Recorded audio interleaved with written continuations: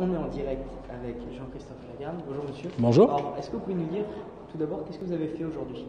J'ai présenté comme chaque année les vœux de l'UDI, à la fois évidemment à l'ensemble de nos militants, mais à l'ensemble des Français. C'est une tradition qu'ont tous les partis politiques et à laquelle nous ne dérogeons pas. Et aujourd'hui, Joachim Son-Forget a annoncé qu'il rejoignait l'UDI. Non, il ne rejoint pas l'UDI. Il est apparenté désormais du groupe UDI Agir et Indépendant à l'Assemblée nationale. Je crois d'ailleurs qu'il veut créer son propre parti politique. Simplement, il avait été rejeté ou il a démissionné, il a quitté La République En Marche et le groupe La République En Marche. Et être député seul et isolé, c'est ne pas pouvoir, pour dire les choses concrètement, travailler. Vous n'avez pas de temps de parole, vous n'avez pas de collaborateurs, etc. Et il m'a demandé si il pouvait rejoindre notre groupe en y figurant comme apparenté. Apparenté, ça veut bien dire ce que ça veut dire. Il est indépendant, mais je ne vois pas de raison de l'ostraciser, de l'excommunier, comme ça a été le cas. Je ne partage pas son sens de la provocation ou de la communication par la provocation, parce que je pense que la politique, c'est fait pour alimenter la réflexion. Que quand on fait de la provocation, on a des réactions et peu de réflexion. Mais je crois aussi qu'il veut tourner une page de sa façon de travailler et de s'exprimer. À l'intérieur de La République En Marche, il vivait mal et il a cru que la provocation était la seule façon qu'il avait de pouvoir créer le débat. Chez nous, ce ne sera pas le cas. Pendant votre discours, vous avez dénoncé que Macron n'écoutait pas assez les députés. Pourtant, quand vous étiez dans l'opposition, vous critiquiez François Hollande, dont les députés ne l'écoutaient pas. Est-ce qu'il n'y a pas un problème par rapport à ça? Soit il n'écoute pas assez, soit... Non, mais moi je crois qu'un président de la République, qui est l'homme le plus puissant de tout le monde occidental, parce que c'est en France qu'on a concentré le plus de pouvoir sur la même personne, le chef de l'État, et où il y a le moins de contre-pouvoirs, je pense d'abord qu'il faudrait rééquilibrer les pouvoirs, mais surtout qu'un président de la République, il a tout à gagner à écouter ceux qui rencontrent les Français. Vous savez, il y a une grande mode dans la tête des gens en ce moment, c'est il faut réduire le nombre de parlementaires, ça marchera mieux. Sauf que le parlementaire, vous avez une chance de le rencontrer, et lui, il peut interpeller le chef de l'État. Le chef de l'État, vous le verrez jamais. Et donc, si le chef de l'État, il peut pas voir les Français, il peut au moins écouter ce que disent ceux qui sont là pour ça, qui ont été élus pour ça, ce que disent les parlementaires. Et ne pas vouloir écouter les parlementaires, ne pas vouloir écouter les corps intermédiaires, les syndicats, les associations, les élus locaux, ça l'a mis dans cette situation folle où un président élu avec beaucoup, finalement, d'enthousiasme après son élection se retrouve aujourd'hui violemment rejeté par une grande majorité de Français. Et justement, le grand débat a été lancé aujourd'hui. Est-ce que vous ne craignez pas qu'il y ait certains sujets qui reviennent sur le tas, comme l'IVG, le droit à la peine de mort, pardon, pas le droit à la peine de mort, ou le mariage pour tous? Mais quand vous ouvrez un débat dans une démocratie, vous ne pouvez pas interdire certains sujets. Je souhaite bon courage à ceux qui veulent réunir des Français dans une salle et leur dire de ça et de ça et de ça, vous n'avez pas le droit de parler. Le problème, c'est que s'ils font ça, c'est qu'à partir de ce moment-là, on ne parlera que de ça.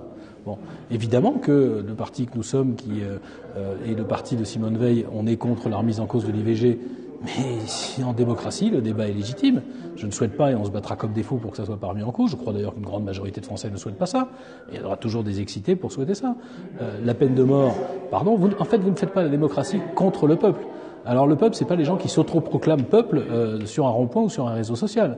C'est à un moment donné, quand on vote tous, il y a une décision qui est prise, on s'y soumet. Je serais très triste s'il y avait des remises en cause fondamentales comme sur la peine de mort, comme sur l'IVG. Mais je n'ai pas peur des Français parce que je pense qu'ils sont assez intelligents pour éviter de faire des bêtises, ce que parfois ces gouvernants ne sont pas capables de faire. Un autre point fort de votre discours, c'est les européennes.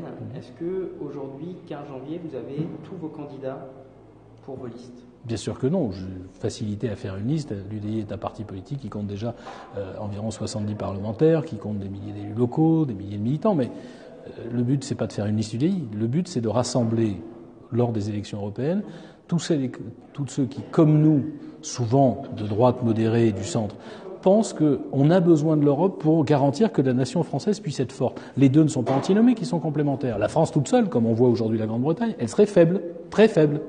Isolée, seule, nue face au monde, comme l'est la Grande-Bretagne. Aujourd'hui même, on en voit les conséquences. Et donc, construire l'Europe, et une Europe à qui on donne de vraies missions, et à qui on dit de nous lâcher les baskets sur des sujets qui sont des faux sujets, c'est un moyen, c'est un levier de puissance pour la France, comme pour toutes les nations qui composent l'Union européenne. Voilà, l'objectif en réalité, c'est de faire en sorte qu'on se donne les instruments qui nous permettent de ne pas subir le monde. Et l'Union européenne est un instrument indispensable pour ça. C'est le combat que nous allons mener, mais mon but, c'est pas, je répète, de faire une liste d'UDI. Il y a des tas de gens qui comprennent ça. Au moment où il y a des grandes puissances continentales qui font l'histoire, si on ne veut pas subir l'histoire, si on ne veut pas subir leurs intérêts, si on ne veut pas subir leur mode de vie, on a besoin d'écrire notre propre histoire. Ça, c'est notre détermination. Il y a des tas de gens, de droite, du centre, de la gauche, du centre-gauche, qui sont capables de comprendre ça, qui peuvent supporter ça, qui veulent supporter ça, et qui, en même temps, ne veulent pas voter pour Emmanuel Macron. Or, Macron essaye de les envoyer dans un piège en disant « Votez pour moi, c'est voter pour l'Europe ». Ben non, il y a d'autres Europes que ce que M. Macron est en train d'essayer de proposer. Avec un même bulletin, ils ne sont pas piégés, ils ne sont pas obligés de voter Macron et Europe. Ils peuvent voter Europe sans Macron. Et vous êtes plutôt Macron-compatible ou pas actuellement, après 18 mois de présidence? Après 18 mois... Vous vous considérez toujours comme Macron-compatible ou pas? Moi, je me considère comme un Macron très déçu, comme des millions de Français. Le président de la République avait tout entre les mains. Élu par 64% des Français, c'est-à-dire 40% de ceux qui n'avaient pas voté pour lui au premier tour et qui sont venus voter pour lui au second tour. Il fallait au moins les rassembler, les prendre en compte, etc. Non, il a fait tout l'inverse. Et malheureusement, ça se termine comme on le connaît aujourd'hui, avec une société en crise, une France dans le doute et un président de la République paralysé. Et vous aviez annoncé pendant votre discours le refus du débat par vos maires. Est-ce que, en disant que vous ne voulez pas trinquer à la place de Macron, moi, j'ai traduit. Là, c'est les Français qui vont trinquer. Mais j'ai traduit simplement ce que me disent les maires, en tout cas les maires de notre famille politique, la plupart, certains peut-être d'ailleurs feront différemment. Ils disent comment voulez-vous qu'on organise un débat? Nous ne sommes pas les porteurs du projet de M. Macron, ni des interrogations de M. Macron, donc on peut mettre des salles à disposition, on peut mettre des cahiers de doléances à disposition des citoyens, et je crois qu'ils le feront, mais c'est pas eux qui vont animer le débat. Ils sont quand même pas les responsables des propositions ou des interrogations de M. Macron. Pardon de dire les choses brutalement. Permettre un débat, c'est une chose. Participer, j'invite tout le monde à y participer, c'est une autre chose. Enfin, organiser, c'est à ceux qui ont le pouvoir et ceux qui nous ont mis dans cette situation-là d'assumer et de le faire. Et tout à l'heure, vous avez parlé du Royaume-Uni. Aujourd'hui, il y a un vote très important qui va avoir lieu. Est-ce que vous souhaitez un deuxième référendum? Pardon, c'est le problème des Britanniques. C'est eux qui ont voté, et s'ils veulent organiser un deuxième référendum, c'est à eux de voir. Mais je ne crois pas du tout qu'ils puissent le faire. Au stade où on est aujourd'hui, 15 janvier, c'est effectivement un jour historique. Je ne pense pas que le Parlement britannique valide l'accord qui a été passé par Mme May avec l'Union européenne, et donc il y aura ce qu'on appelle un no deal, c'est-à-dire que le Royaume-Uni, il y aura une crise politique d'abord au Royaume-Uni, Mme May va être conduite à démissionner, ils vont faire des élections anticipées, et au mois de mars, on va avoir d'énormes problèmes, plus eux que nous, mais nous aussi un peu par rebond, avec le Royaume-Uni. Ce qui, tout ça, montre ce que j'essaye de démontrer. Quand Mme Le Pen, quand M. Mélenchon, quand d'autres vendent comme la guérison miracle, l'élixir du docteur magique, la sortie de l'Union européenne, j'observe simplement que ceux qui ont essayé en souffrent. Regardez ce qui se passe aujourd'hui au Royaume-Uni. Regardez ce qui s'est passé en Grèce. M. Tsipras, l'actuel dirigeant grec, il a été élu pour sortir de l'Union européenne. Et il a refait voter son peuple en disant « Attendez, ça serait pire si on était dehors ». Donc il faut arrêter avec les escroqueries et les impostures. Ce n'est pas en sortant de l'Union européenne qu'on parviendra à s'en sortir, c'est en la transformant pour la rendre utile, efficace et nous permettre de ne pas subir le reste du monde, ni d'ailleurs la concurrence déloyale en interne, par exemple avec les histoires de travailleurs détachés, parce qu'il n'est pas normal qu'on mette 2 salariés européens en concurrence déloyale entre eux, l'un qui va avoir moins de salaire et moins de protection sociale et qui pique le boulot de l'autre. Ça peut plus continuer. Et deux petites questions encore. Est-ce que la poussée de Nicolas Dupont-Aignan dans les sondages qui est à 8 et qui espère atteindre les 10% vous inquiète actuellement? Et je trouve qu'elle est la traduction de la stratégie de M. Wauquiez qui a cherché à se rapprocher de Marine Le Pen et qui est en train d'envoyer ses électeurs, parfois ses élus ou ses anciens élus, vers Marine Le Pen ou vers M. Dupont-Aignan. M. Dupont-Aignan, il a un mérite, il a une vision cohérente. Il veut une France repliée, recroquevillée sur elle-même, où on décide qu'entre Français, etc. Il a juste oublié que le reste du monde ne va pas attendre la France et va continuer à avancer pendant que nous, on se retrouverait seuls, isolés, donc plus faibles. Vouloir faire croire que la France va peser seule à 70 millions d'habitants contre les 350 millions d'Américains et la première puissance économique du monde, ou face aux milliards et demi de Chinois, ou face aux milliards d'Indiens, et qu'on pense que c'est pas nous qui allons être dépendants d'eux, je pense que c'est une erreur fondamentale. C'est un débat au moins légitime et noble qu'on peut avoir avec M. Dupont-Aignan. Sa logique de l'isolement, c'est la logique du rétrécissement de la France. Notre logique de la construction à la fois d'une nation plus forte, la France, grâce et en s'appuyant sur une union plus forte, ça me paraît beaucoup plus pertinent dans le monde que nous sommes, dans lequel nous sommes. Et qu'est-ce que vous avez à dire aux jeunes, par exemple moi j'ai 20 ans, qui hésitent d'aller voter, qui sont dégoûtés par la politique, qui ne voient pas leur avenir actuellement? J'ai deux ou trois choses à leur dire très simples. La première chose, c'est que vous avez intérêt à vous intéresser à la politique et vous avez intérêt à aller voter. Pourquoi ? Parce que si vous vous intéressez pas à la politique, de toute façon, elle va s'occuper de vous. Tous les jeunes Américains qui ne sont pas allés voter aux États-Unis quand M. Trump a été élu, vous ne croyez pas qu'ils le regrettent aujourd'hui ? Tous les jeunes Britanniques qui ne sont pas allés voter pour le maintien dans l'Union européenne parce qu'eux voulaient rester européens, vous ne croyez pas qu'ils le regrettent aujourd'hui ? La politique, elle s'intéresse à vous même quand vous vous y intéressez pas. Donc c'est votre affaire et vous avez intérêt, au-delà du devoir, mais ça ne parle plus à grand monde malheureusement, vous avez intérêt à vous y intéresser. Ça, c'est la première chose. La deuxième chose, c'est que s'il y a bien un sujet qui mérite votre attention, c'est celui-là. Dans quel monde allez-vous vivre ? Est-ce que vous allez vivre dans un monde où le pays dont vous êtes le ressortissant conserve un certain nombre de puissances, d'indépendance, de capacités technologiques, de capacités à défendre et à protéger notre climat, alors que nous sommes plus concernés d'ailleurs, nous Européens, que d'autres régions du monde. Si votre pays se donne les moyens, et les élections européennes entre autres servent à ça, se donne les moyens de peser et de ne pas subir les choix des autres, c'est votre intérêt. Pardon, plus à vous qui avez 20 ans qu'à moi qui en ai 51. Moi, ce monde-là, je n'en verrai qu'une partie. C'est vous qui allez l'écrire. Si vous l'écrivez de travers, c'est vous qui allez le payer.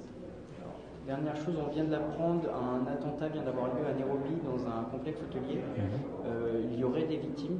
Est-ce que vous avez une réaction par rapport à cette info qui vient de tomber Je n'ai pas l'information, donc je ne vais pas réagir comme beaucoup le font à des informations que je n'ai pas, si ce n'est que malheureusement, nous sommes face au terrorisme en permanence, en Europe bien sûr, en France,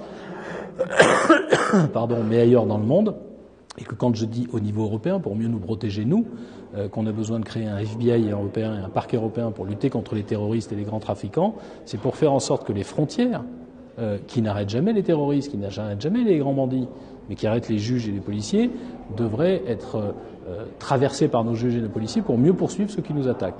Et ça aiderait aussi sans doute dans d'autres continents, notamment le continent africain, parce que les réseaux, eux, n'ont pas de frontières. Et nous, il faut qu'on fasse en sorte que les frontières ne soient plus des freins à la protection des citoyens. D'accord. Merci beaucoup d'avoir répondu. Merci beaucoup. Merci bien. Au revoir. Vous avez le micro. Au revoir. Merci beaucoup. Je suis vraiment. Pas de souci. Voilà, c'est la fin de ce live. Je suis désolé pour l'interruption qu'on a eue tout à l'heure. C'était un problème technique. Le téléphone a surchauffé. Et du coup, malheureusement, le live a dû s'interrompre. Donc voilà, c'est la fin de ce live. Prochain rendez-vous demain, normalement demain soir. Je vous retiendrai au courant sur les réseaux sociaux. Et oui, je vous rappelle l'information qui nous est parvenue il y a une dizaine de minutes. Cet attentat et ces coups de feu entendus à Nairobi, au Kenya, dans un complexe hôtelier, il y aurait des victimes.